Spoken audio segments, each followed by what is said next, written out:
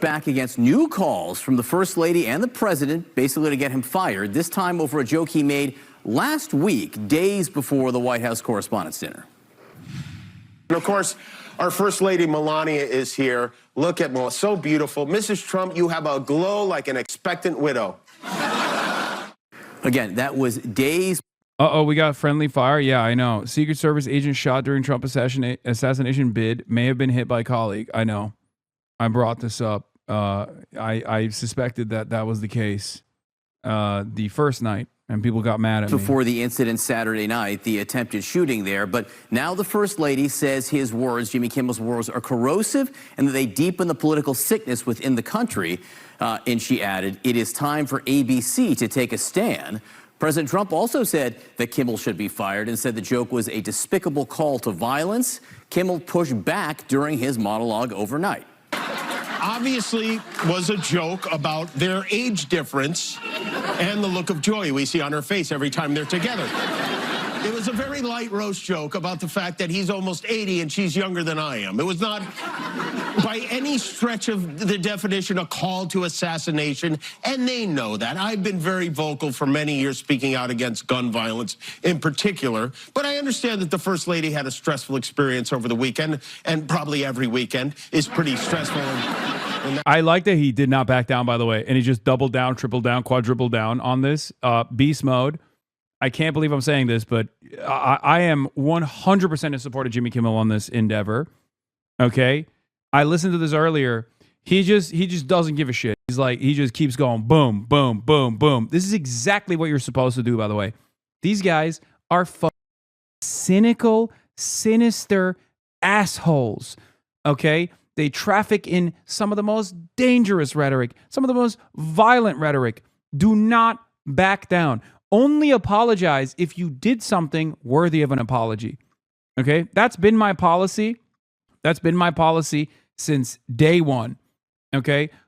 Unironically, the only apology that you're delivering, if you've done something worthy of an apology, you're delivering not because people are going to be sincere going forward, by the way, and they will even use that apology against you. You're just doing it because it's the right thing to do. Okay? Apologies in this day and age are no longer done so that people understand sincerely where you're coming from and they feel like you are genuinely apologetic, that you've actually wronged someone and you've done some harm and you're actually speaking to that. No. Apologies across the board, unconditionally, even if it's a worthy apology, are never treated with acceptance. Apologies are treated as an admission of defeat in this day and age. It's not, nobody cares about remorse. Nobody cares about the truth. Let's be real. It's a corrosive environment. However, that is the environment. Okay? That's just how it is. Like it, love it, hate it, doesn't matter. That is precisely how it is. Having said that, I still will every now and then deliver apologies when I feel like I've done something wrong. Okay? When I've actually done something wrong and I do have remorse for it. Okay?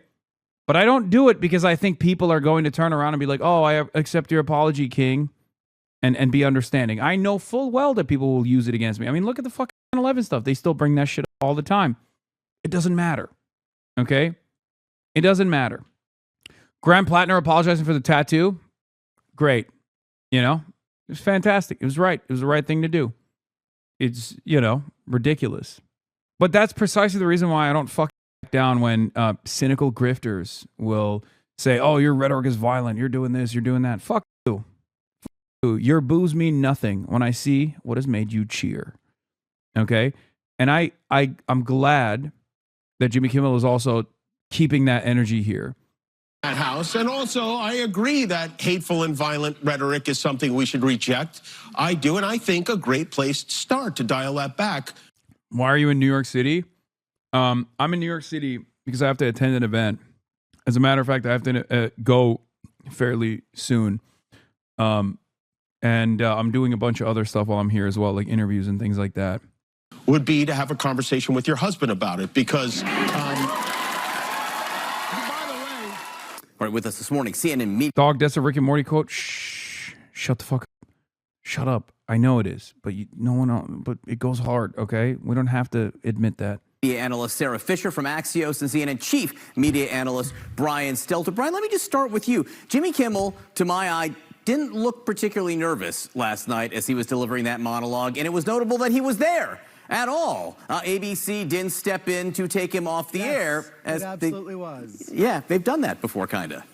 My indication, Disney's being tight-lipped about this, so on the record, nobody there is saying anything about Kimmel.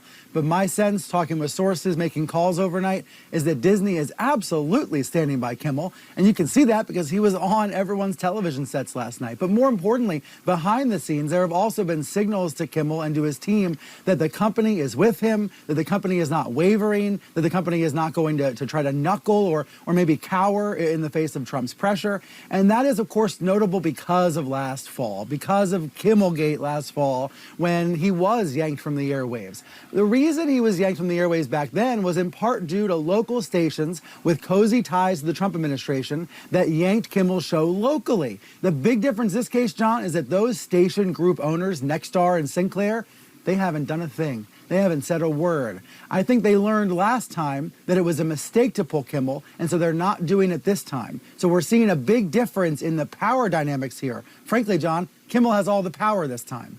Sarah, how do you see it? And I think just remind our viewers of the relationship between the federal government and a broadcast network like ABC. I agree with Brian that the dynamic is very different with the local broadcasters, especially because one of those broadcasters, Nexstar, is currently trying to do a big merger, and they're going through a lot of sort of court and litigation filings to be able to get that done. And so for them, they're not trying to put themselves in another position where they have to deal with another sort of legal battle when they're trying to get a big deal done.